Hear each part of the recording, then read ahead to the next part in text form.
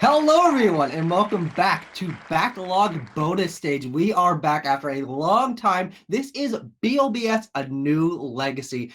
We are starting off with something very obvious. If you are watching this, you saw a spin wheel. That's our new gimmick where we don't know who's going to host the show each episode. We're going to do a random spin, and whoever it lands on has to do this whole spin at the beginning, has to keep everything going on track. But we're back with a couple new little spicy things to spice things up, and we brought a lot of topics. It's been a while.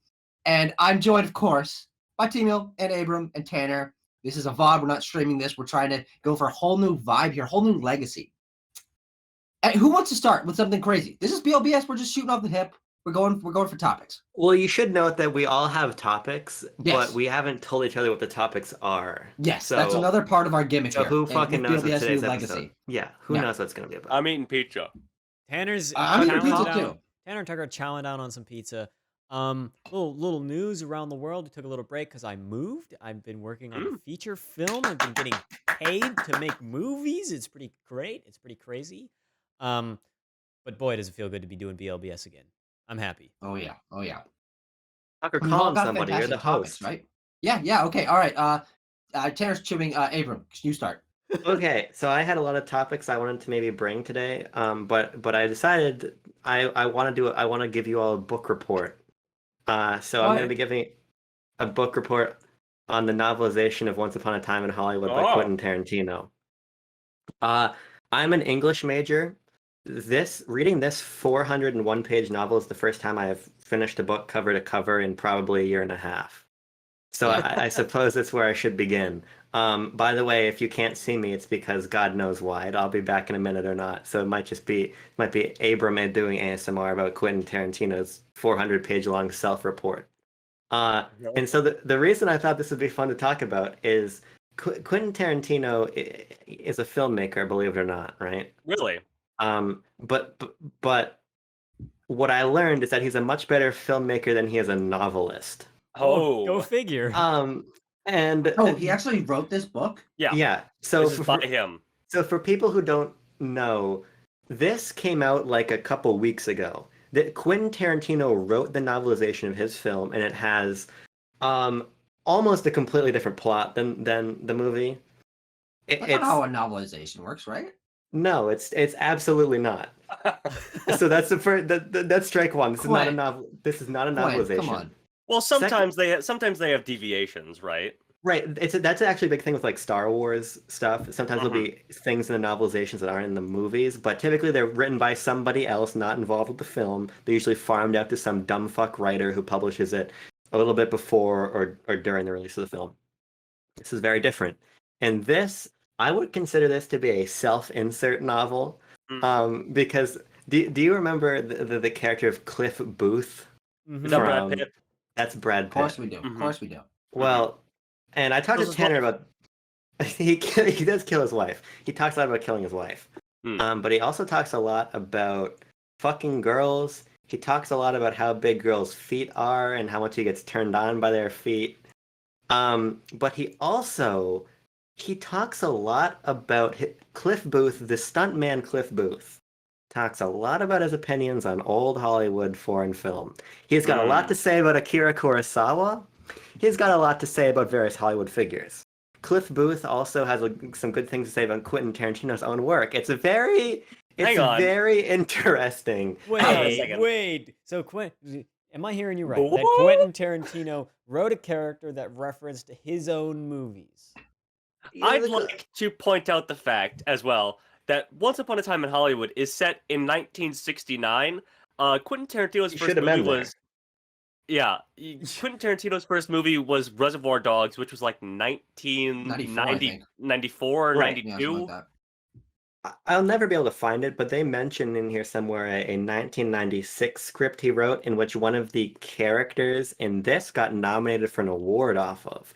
So it's a little bit self-congratulatory, but I think there's something very peculiar about this random stuntman Cliff Booth having a lot to say about Hollywood, which kind of sounds like something that an off-kilter cinephile like one Mr. Quentin Tarantino might think himself.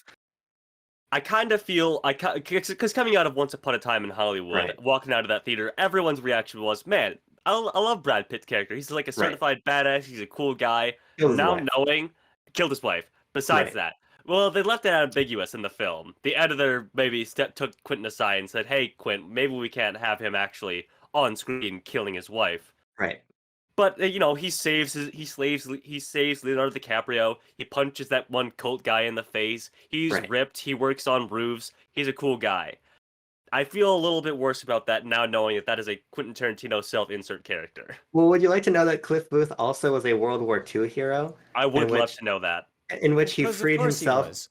Right, he served in the Pacific Theater, and he freed himself and a lot of his other friends in a staggeringly similar sequence to Deer Hunter. He saves himself, and then he comes back and kills some Italians in a pizza parlor because he knows he can get away with it. What? So, yeah, there's a lot of weird Okay, things. so in this is book. a bad book, is what I'm hearing. Well, no. Well, yes. Well, okay. So here's the deal. Okay. In 401 pages of book, there are maybe 15 pages of plot. And I'm not exaggerating. I swear on my life. It's almost all internal monologue and digressions from either the narrative or Cliff or sometimes Rick. We of course get some very uncomfortable sexual exchanges. Sometimes where Cliff is going to see erotic films with women and talking about how hot they are and how he's going to do these things afterwards with the women. Mm-hmm. There's the iconic scene where he picks up Margaret. Who is it? Margaret Qualley in the movie, right? Yeah. And Margaret Robbie. No, Good that's point. a different character. There is a line here where this girl, underage girl, established to be underage. There's a whole Cliff tries to deduce how old she is. She thinks definitely not 18, older than 14 though. There's this, and I quote here on page 295 of this book. As she continues to rattle on, he glances down at his feet. In italics, oh shit, they're huge too. And this is one of Timo's gone. There's Timo. Hey, Timo's out of here. There he goes. April, please continue. This was.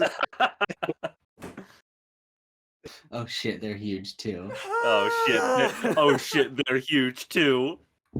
This is one of many foot references in the text. I don't know. Wait, If Quentin Tarantino. I'm kind of getting sick of Quentin Tarantino playing into this foot fetish thing because we all know it's real for him. It's very obvious from his career that it's real. But now he's just like, well, everyone knows, so I'll just do it more. Something very Freudian about this text, you might even say. You might even look at the three pictures on the front of the cover and notice something peculiar. So would I recommend this book? I bought this for $10 and I read it. I read most of it sunning in the Florida heat, my grandparents' pool, had a great time. A lot of the sequence where Cliff Booth murders the Mansons does not happen. It ends on what Quentin Tarantino tries to make into a wholesome exchange between Rick and this young girl, the young girl from Set. Oh yeah, the little girl. Yeah. I genuinely would sometimes be reading a page and get onto the next page and not understand how I got there or why. But I couldn't put the book down. It's the only book I've finished in a long time. So take that for what you will. If you want an insight, I'm not saying Quentin Tarantino is a pedophile. Yes. I just have a couple quick questions before we. Okay, for the record. Understood. Okay. Noted. It's in the record. It's in the record. What about how much of the plot, total amount of the book, corresponds to the movie? Is there a percentage number? I'm just curious that you could associate with it. I would say there's a 30% overlap. Okay. But I would note that in very explicit detail, a lot of time is spent on the beating up segment. That is represented very starkly. Okay. Yes. All right. Well. All right. I think as the host here, I have to bring this segment to a close. I'm very glad that you decided to give a book report for the first segment of BLBS New Legacy. But I'd like to move on, of course, to my good buddy Timo Nelson. Timo, what do you have to bring to the table today? Well, I think a little later in the show we're gonna get to something. So I don't know. I'm just gonna give a little. My one segment is Tucker is an idiot. It's prepared. Right. I got some questions. you guys want to get into that now, or should we save Yeah, it do it for, now. for That's the end how of the episode? segments work. That's how the Doesn't have to be at the end. That's how the segments work. All right. Well, quick here. We got. Oh yeah. Turn. So the let me pull it up here. So this is it's a short couple questions here. And they are free response. You just have to know the answers to these Oh. questions. Now, That sounds fun. this is going to be a thing maybe you know a little bit about. So you'll get the gist of it once we start. For the first question, what is the date in which BLB passed 100 subscribers? Oh. fuck. Could I guess a month? I Yeah, mean, I know. yeah. I'm pretty sure I know the month. Yeah, you can guess a month. I think it was October of 2020. No, Damn. it's September Well, then it actually. must have been okay. Was it like the end of September? Is the early part of September? September 13th. Okay, well, was the okay. Wow, that actually happened really fast because we started BLB late June 2020. So that's a pretty quick overturn there. And as we just passed 400, Yes, whoop-de-doo. Yeah, so that's why I'm bringing back some BLB nostalgia trivia here, I guess I should say, for Tucker is an idiot. Now, Great.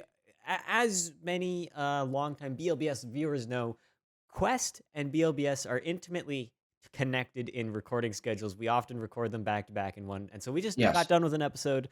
But excluding the one we just got done, which isn't published yet for you viewers, how many total episodes of Quest are there? Don't look. You can find where there's a number that it's there. Not including the one we just recorded. Not including the one we just recorded. How many published episodes of Quest are there? Does it count the 2 special episodes? How many the episodes? Re-rank and yes, those count. Okay, and Godfather 2. Oh, and there were 2 for Nomadland though. Does that also count? Okay, I believe the number is 59. Ooh, you're close. You got the 10s right. It's 51.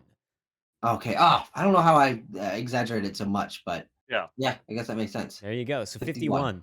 Sure. Okay, I'll take that as a half point for myself. I'm confused. Talk. So we've got 40 main episodes that have been published. Yes. We've got the re-rank episode. Yep. We've got the Godfather episode. Yep. Got the Godfather part 2. Then we have 8 episodes for Oscar noms. Oscar noms, yes. Oh, then I guess we got Lord of the Rings. Yeah. Oh, I forgot about the Lord of the Rings one. And then there's 2 for Nomadland. Okay, well, I will say the way that I figured this out is I went on YouTube and I looked at the playlist for the Quest for the Best, which has 51 videos in it, and that's how I got my number. See, but I think that might not be accurate. I think maybe one of those videos escaped. The Lord of the Rings, the Lord of the Rings ones are in there, both of them. Well, one of them. I know that for. I think there's an easy way to check if this is the case. No, I think Tanner's right. I don't think the big Lord of the Rings video is in the Quest playlist. The full the trilogy. The trilogy. Let me see. Okay, well, while you look, checking. No, they're both in there. Lord of the Rings: Return of the King and the Quest episode to rule them all. Lord of the Rings complete series. Okay. Well, Abram, your confusion solved or no? The math. Well, I'm never gonna stop being confused. There's two Nomadland episodes, and 1, 2, 3, 4, 5, 6, 7, and then the 8th would be the other Nomadland episode, and then the Godfather video. Oh, where's that at? I think it does add up to 51. I think the math is correct. Yeah. I'm gonna get Rudy Giuliani in here to do an official recount because I'm not sure I agree with this. Yeah. So up next, I've got a little one, Tucker. Just test your memory, as most of these are. What was the first BLB video that Tanner appeared in? It's easy. Oh, you know what it is. No.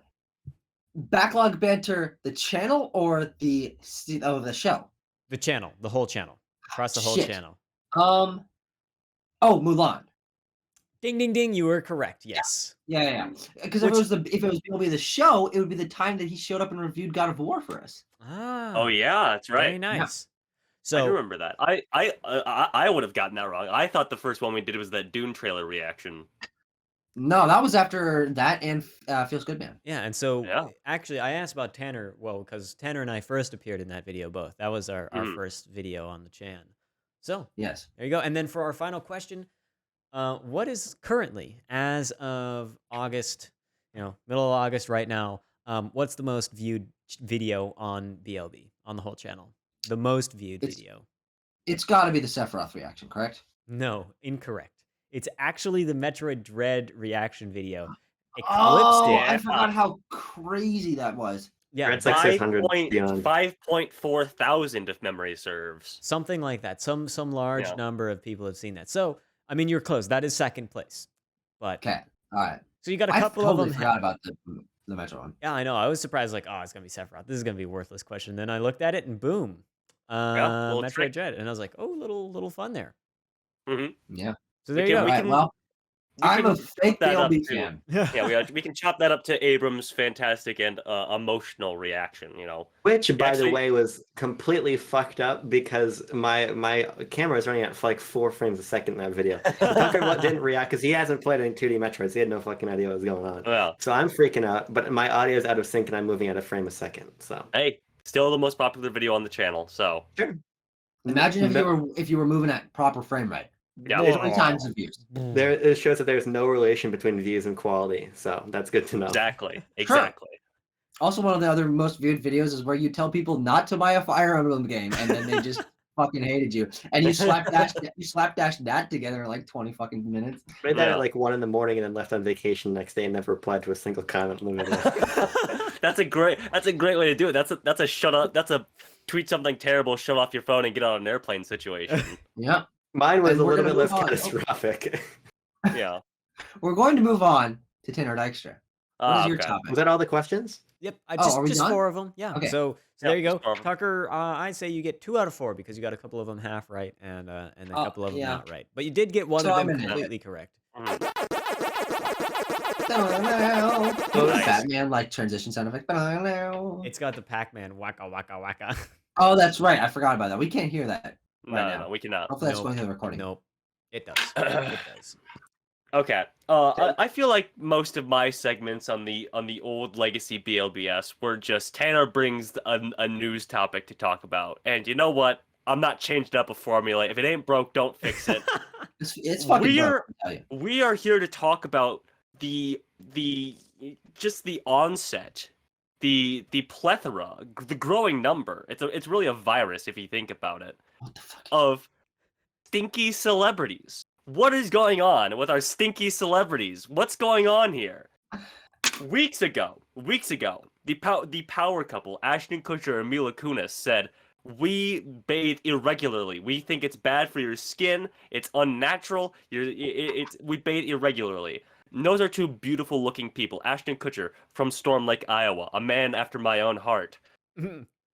This week, maybe early this week, or maybe it's the last weekend. Jake Gyllenhaal, a god amongst men, Adonis, golden god, said that he also bathes irregularly. He says, the skin naturally cleans itself. So I throw to you fellas, what is going on with our stinky celebs? I think I'd like to throw another one onto the pile as well. What's that? I don't bathe irregularly, but I bathe every other day. Sometimes every 3 days. I just no one notices. It takes up a lot of my time. Like I'll feel fine doing it. So I guess I'm stinky too, but you've never commented on it. No. Tucker, I don't think these people are bathing like every other day or every 3 days. I think these people are waiting weeks in between. That's what I honestly believe. They're all afraid to say it. They're all afraid to give an exact number of days. But I wholeheartedly believe these people are weeks in between. They throw on some cologne or whatever, and they let their good looks do the work for them. Isn't there a story about Post Malone smelling so horrible that some fan went to see him and literally threw up?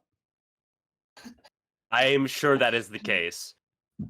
But yeah, I want to know what you guys' opinion are before I drop the additional boot on the conversation. Abram, you've got thoughts percolating. No. Okay. All right. You don't really care? You don't care about these stinky celebs? Jake Gyllenhaal is one of your celebrity crushes. We've known this for many a moon. You don't care that he stinks to high heaven? Yeah. But does he? That's the real question. We have to do journalism. We have to do journalism here. We can't just accept. We have to go smell him. We have to go smell Jake Gyllenhaal. I'm going to tackle Jake Gyllenhaal and shove my nose into his armpit and get a good whiff. Just really smell him up. Yeah. We live in a post-smell universe now in the age of masking. So That's true. So A, does it matter? And B, are they lying? Because here's what I have to wonder at a certain point. Like, I heard from my sources that Ashton Kutcher and Mila Kunis just go in their chlorinated pool and let that do the work for them. Which is probably not good for you. Well, that's probably even worse for your skin. It's right. You're supposed to wash the chlorine off of you after, typically. But I don't care. And I suppose that's where I come down on it, because there's a lot of celebrities. That we got 3 so far. Yeah, I'm sure that there's other out there. It's like child predators. They're out there. They're out there in an indiscriminate number. Yeah, but they're not going to make it known because they know better. I don't know why these 3 people didn't know better. It's like when Qui-Gon Jinn said that he was going to just go out into the streets and kill a random black person after his friend got assaulted. I think you mean Liam Neeson. Liam Neeson. Right, Qui-Gon Jinn. That I can't think of his name off of the cuff. My point is, sometimes people share information, celebrities share information that they shouldn't because they think they can, and they shouldn't. A certain Bostonian comes to mind as of late. I was gonna bring him up. Funny you should say that. I was gonna bring up Matt Damon's comments about the F slur. I just think that sometimes. No. Well, Mark Wahlberg he's terrible for a whole different set of reasons. Oh, okay, so it was Matt Damon. I've always gotten them mixed up. For some reason. Sure. Maybe their name is Matt. Mark. No. And they're both from Boston. I'm gonna go out on a limb and say that we should not have structured BLBS the way that we did. Anyway, going back to the Stinky Celebs, excuse me, if I'm not finished here. Thank God we have some sane people left in Hollywood, okay? And God bless our giant mountainous men. Dwayne The Rock Johnson and Jason Momoa have both come out and said we shower on the daily. Thank God. God bless you, boys. I love you so much. Do you, Abram? Are you I feel like you're a showering of multiple times per day, fella. So it's funny you would say that, because sometimes I am. I know it's not always an everyday thing that you can fit it in, but yeah, but I like a good shower. I engage in a little bit of showering. I shower every day without fail. Sometimes multiple times a day, depending on when I shower, compared to when I work out and compared to when I have class. But I've been starting to shower in the afternoons, which is kind of a fucking awesome time to shower. Interesting. Yeah. No one's using the shower in the afternoon. That's a Sigma male mindset.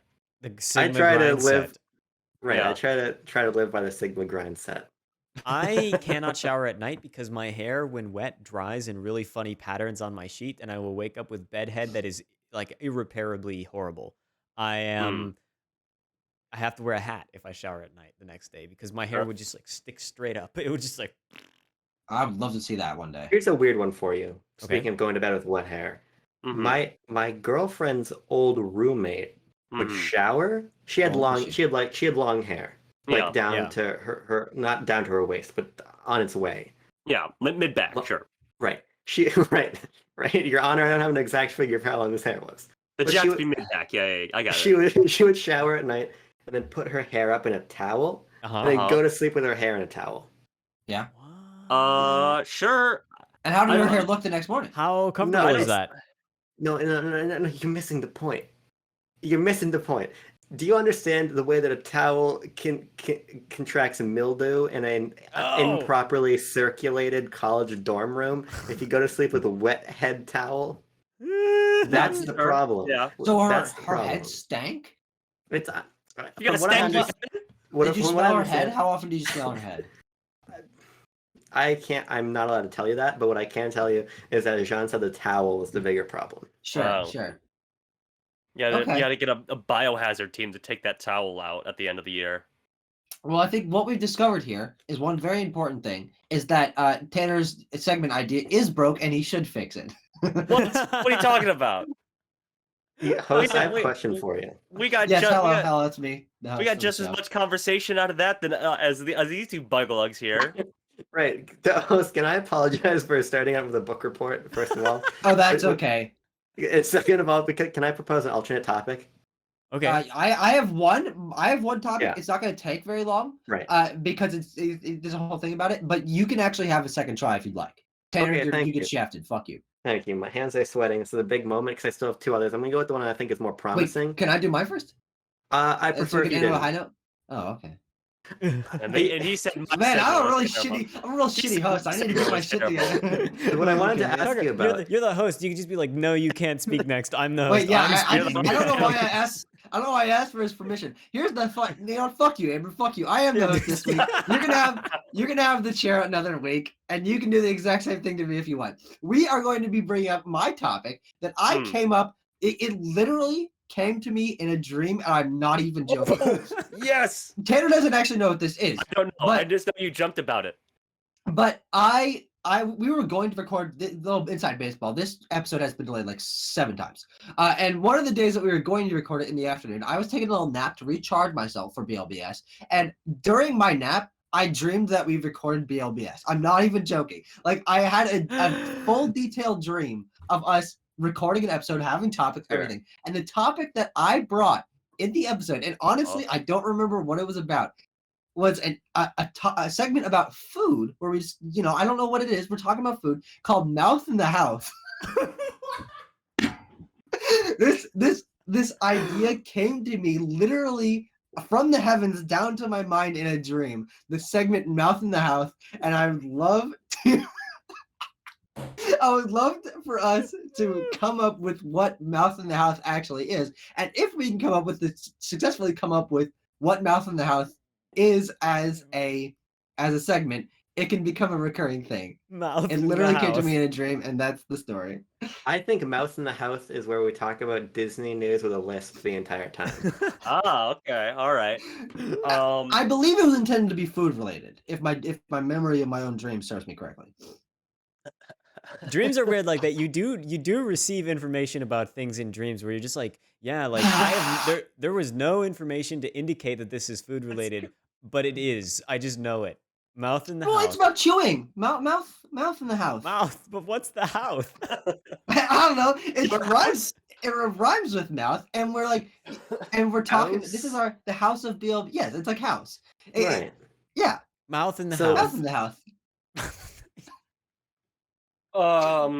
What is Mouth in the House? That's a great question, Tucker. I feel like we're like psychiatrists that Tucker's coming. We're like trying to decode his dream.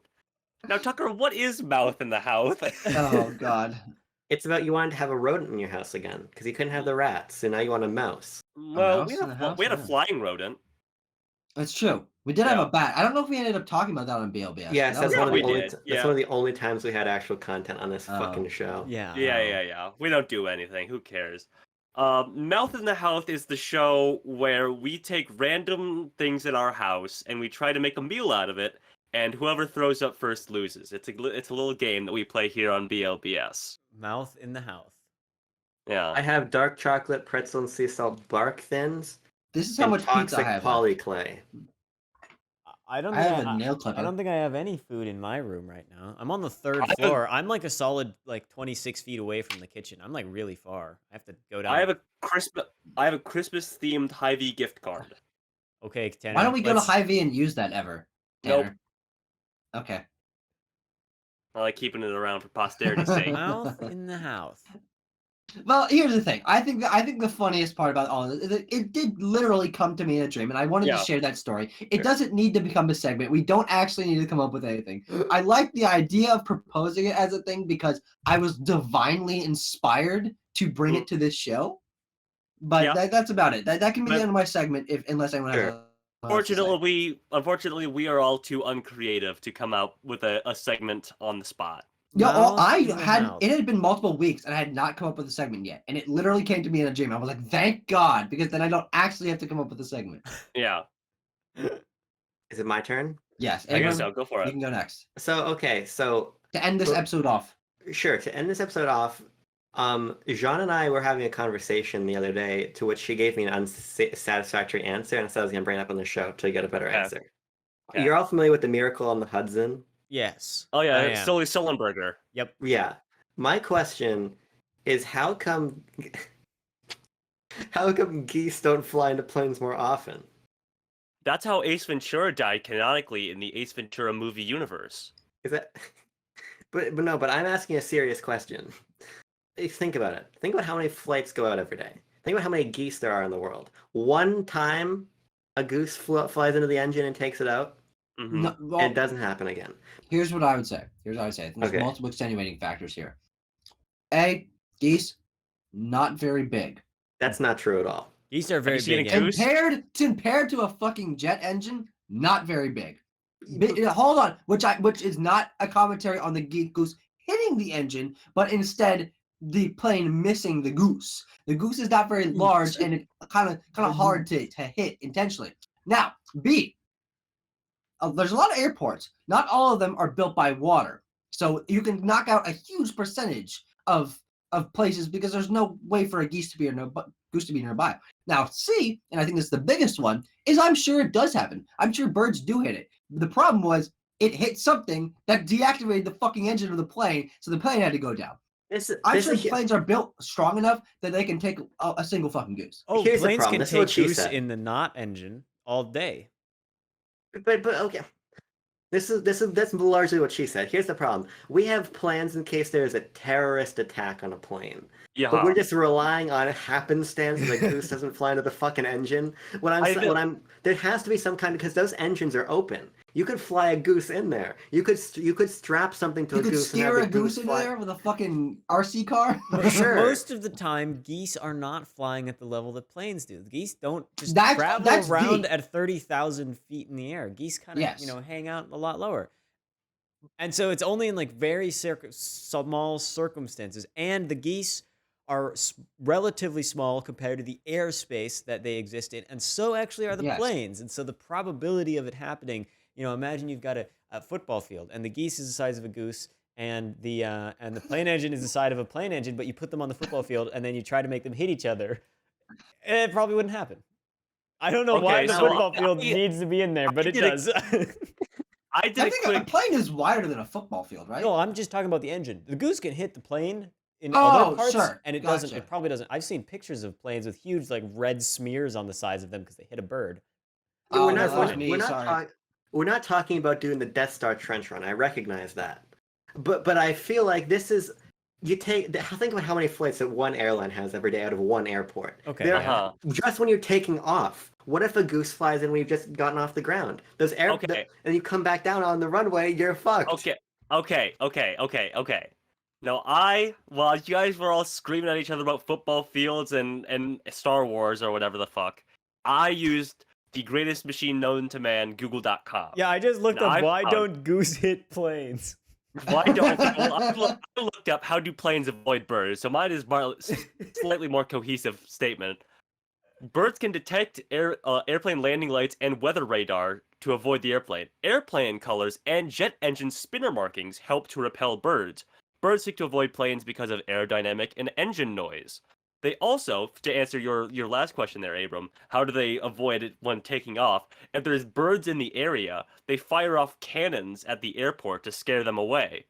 They also alter nearby landscape to be less bird-friendly, filling ponds or replacing grass with gravel. I like this is the next terrorist attack, obviously, because this is ridiculous. It's reliant completely on chance. I would say no, because literally he just described like 5 different steps that they take to avoid that. The satisfactory answer is that no, we have a grate over the open engine so that even if the bird hits it, it bounces off. And that's not the answer that exists. Well, because that would reduce the amount of air that goes into the engine and the planes wouldn't be able to fly at all. The planes would be falling out of the sky and the birds would reign supreme, Abram. You don't want that to happen. I like the acronym for a bird hitting an airplane. It's called a BASH. It's the Bird Aircraft Strike Hazard. The BASH. No, bad. Now, I think I need to bring this all full circle and bring it back to where it all started. That conversation with you and John. How did this come up? Well, how it came up is that so she lives in California, so when we're not at school together, we're doing long distancing, and so every day we call on the phone, and she likes to hear about my day. I hate talking about my day, so I usually don't give a lot of information. It takes me about 2 minutes against her like 20 minutes to talk about our days, and so sometimes, for a fun thing, I'll just come up with random questions, and we'll just ask her random questions so things to talk about. So I was like, what if you did that for BLBS? I read Why don't I read 400 pages of. But I would like to say, because BLB is not represented by lawyers, we are a comedic organization. We mean no ill will to Mr. Tarantino. I love Mr. Tarantino. I don't think that he's. I mean ill will toward Mr. Tarantino. That's parody. That's parody satire. Fair use. There's no. Hold on. There's no ill intent. There's no planned intent. But I kind of do wish him ill will. Like it wouldn't like. If he got like sick or something, parody satire, parody fair use, allegedly, it's in Minecraft, in Roblox. So I got Minecraft makes me think of something that I want to talk about. I actually got my old computer up and running today as a secondary computer. My roommates have a studio, so we can make music and do podcasts together out in this other room right behind me. And I found a folder on it called Minecraft, spelled MEINKRAFT. Uh-oh. Oh no. This seems... So when did I make this? And there's like some weird like Minecraft mods in there. Like I think it was like that's in the story. I don't know why. I found some other videos of mine that I didn't really remember existed that were pretty awesome on the hard drive there. Yeah, but lots of Nazi war propaganda, just stuff I didn't really remember. In the Minecraft folder. The Minecraft. All caps too. All caps important. I'd also like to note that Timo was a German student for the entirety of high school. Yeah, so I was in high school when I made this, probably. Yeah. So this wasn't like him just being like, oh, Nazi stuff. He was inspired probably by his affinity for the German language. Probably. Timo, what does craft mean in German? Power. My power. That could be another. It would mean my power, but it's also one word, and that's not how. Some reason high school me labeled my folder with my Minecraft mods in it Minecraft, and I was compelled to speak about it on the BLBS. But haven't I seen you wearing like a hammer and sickle shirt in the past? No, I don't own anything. I don't own a hammer and sickle shirt. I would like to own such a shirt. How much communist propaganda do you own? Only a couple books right now. Now, it's important to note that the communists and the fascists are very different. By the way, Mr. Tarantino, I'm a big fan of Inglourious Bastards. Second of all, I thought what Tucker was trying to do was insinuate that high school Timo had nefarious intent for calling the folder that. And that's where I thought it was going. I didn't think it was going to be educational. He knew what he was doing. No. I don't think I knew what I was doing. I just did that, and I don't know why today. He knew what the word meant. So it's a play on words, and as we all know, Timo is a bold-hearted Bolshevik. So I think we're safe. And of course, we all know Timo's power comes from Minecraft mods. So it all comes full circle. I guess. Okay, my diversion is complete. Okay. Well, Tucky, I think we ended on there. I think that was a great. Honestly, Timo, I really respect you bringing that up as like a quick topic. I thought that was really fun. Abram, your last thing did redeem you. That was a fantastic conversation that we had. Right. I was very passionate about it because I think you're fucking stupid. Tanner, you severely disappointed me. What? Abram, you get a B because it bounces out a little bit. Right. Timo, both your topics were great. You get an A. Sorry, Tanner, you get a C. Okay, I'm giving you a D. I think your hosting skills were not good. I shouldn't be allowed to walk over you during the show. That's true.